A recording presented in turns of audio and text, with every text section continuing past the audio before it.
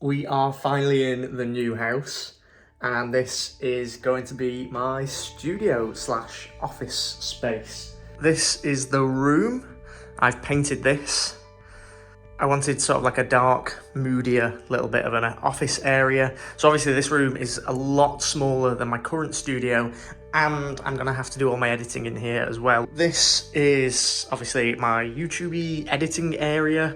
I'll get my computer on there. And then this is going to be a custom built desk slash easel.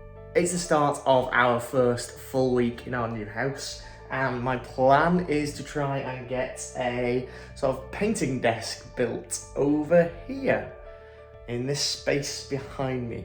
I've never built anything like this before, so I'm gonna go and get some wood and some tools and get to work.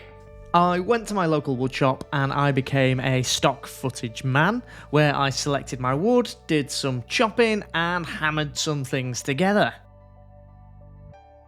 Not gonna lie, I completely forgot to film anything, but here is a bit of a desk. So it's nowhere near finished yet. There's a few little bits and pieces that I need to pick up from my old studio and convert to this desk, but I've never built anything like this before, and I'm pretty proud of how it's turning out so far.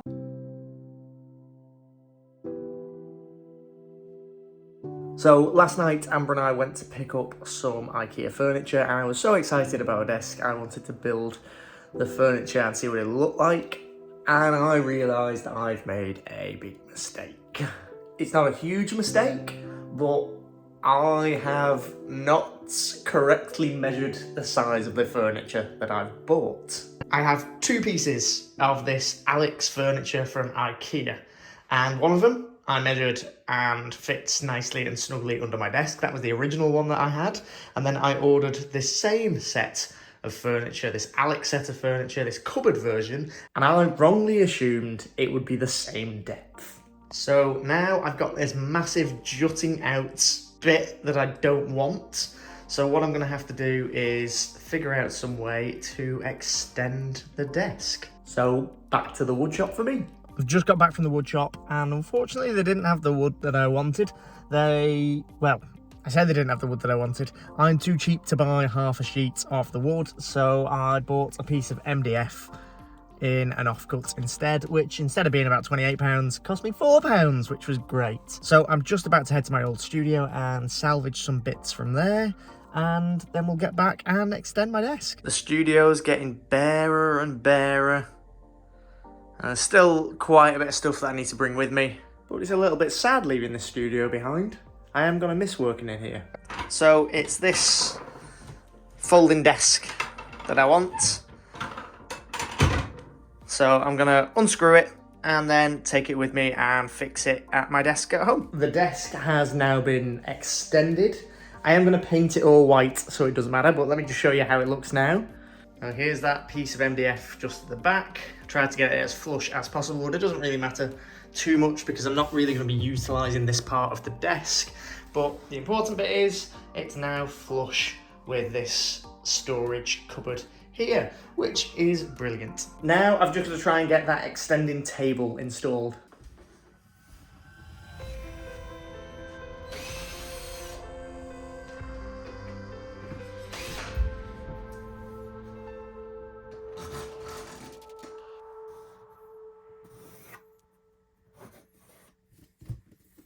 Now I just need to cut this out.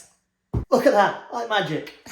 And now we've got a desk. It tilts, it's exactly the same as my old one, so I can work on it upright like this, or if I want to, I can have it completely flat and use it as a table. All I need to do now is neaten this up a little bit, seal it and paint it.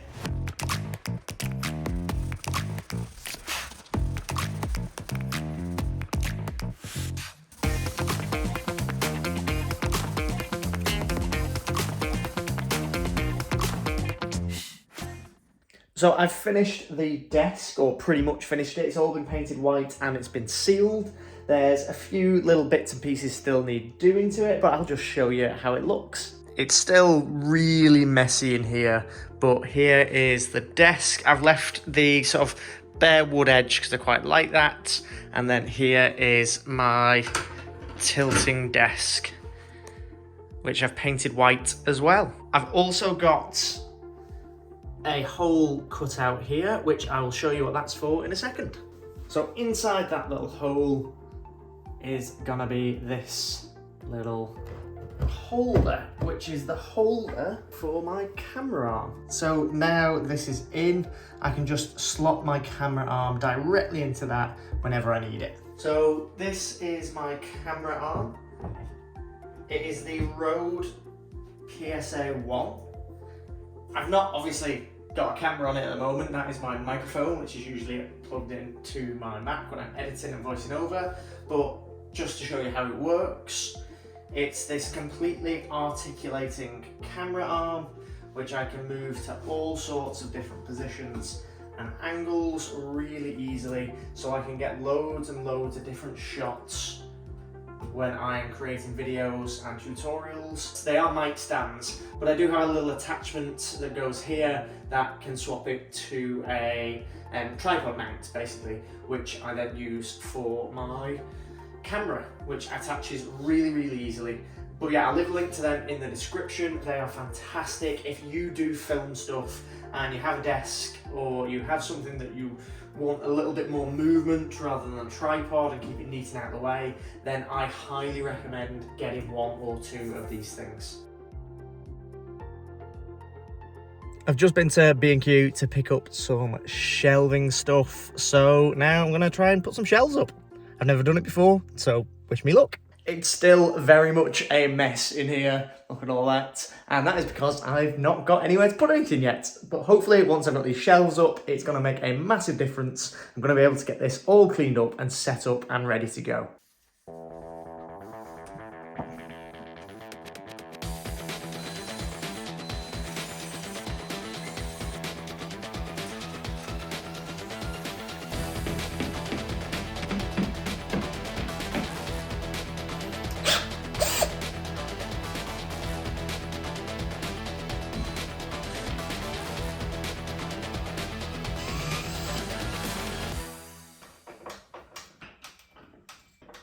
And that's it, the shelves are done. All that's left to do now is fill them with stuff. I'm not going to waste your time by showing you how I stack the shelves. Instead, I'm just going to do this.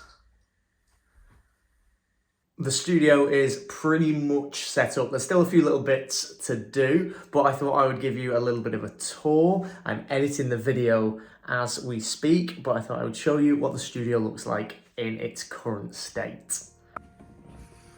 So as we come in, we've got my editing studio section on the left, and then we've got my painting studio section on the right, with all those almost level shelves that I've built.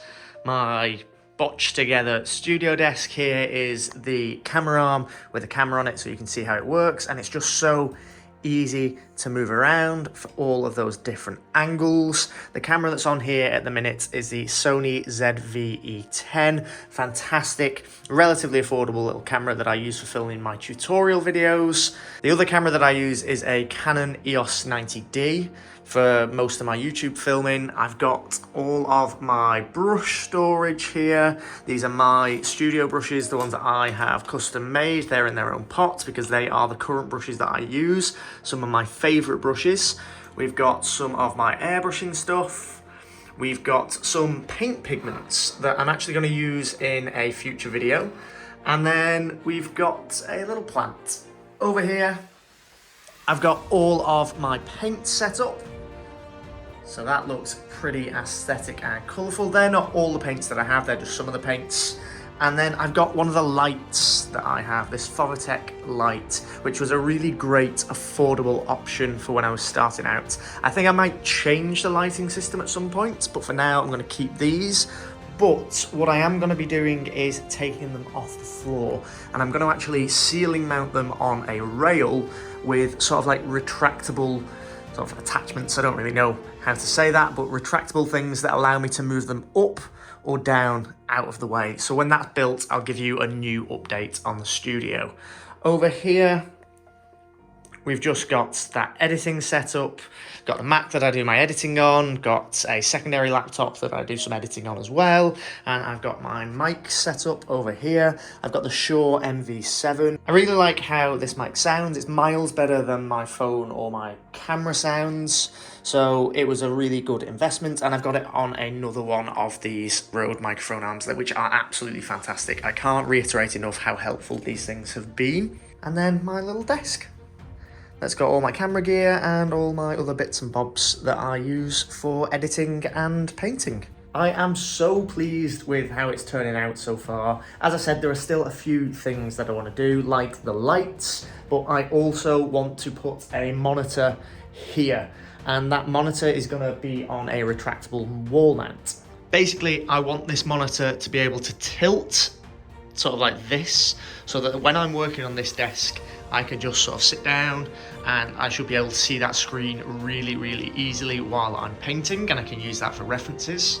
Because if you've seen in my other videos, I work from my phone a lot, and it is getting more and more difficult to work from that phone and see all the tiny little details that I want to paint as I'm improving with my painting. So I thought a bigger monitor will help me do that more easily. I also want the monitor to tilt outwards. So I want the monitor to be able to move away from the wall and tilt to about here.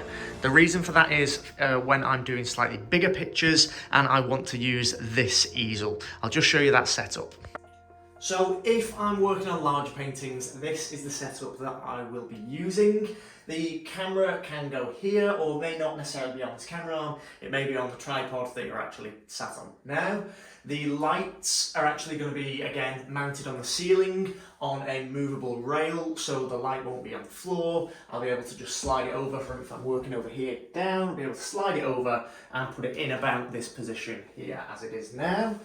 The easel that I'm using, I actually got gifted this. Honestly, one of the best easels I've ever used in terms of its stability and just the sort of functionality of this easel, because I can use it upright like this, but I can also tilt it flat if I want to, or tilt it to any angle that I want. So this is a little bit high, but you can move this down. So if I move this down like that, I can actually tilt this back, tighten it up,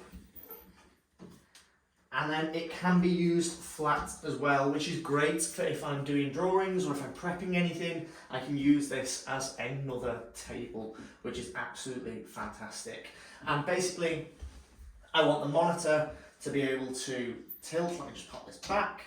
I want the monitor to be able to come out to about here, so that I can sit here, look at that reference photo, paint, and use my desk as almost like a table for my palette. So instead of my palette being there, I'll move that, pop it on here, so all of my paints are readily accessible. I don't often sit down when I'm actually painting like this. I normally stand up, so everything is sort of at a nice height for me to be able to create paintings of a larger scale on this easel. And again, I'll link everything that I'm using in the description so that if you want it, you can check it out yourselves. I think that is going to be it for this video. Thank you so much for watching. Hopefully next week I'm going to be able to actually start painting again, which is going to be absolutely fantastic. I've been craving actually doing some painting. It's been about 6 weeks, and because of all the house move, we've just done no work, got nothing done other than house things. So it's nice to finally have this studio space, and it's going to be amazing sharing the work that I create here with you.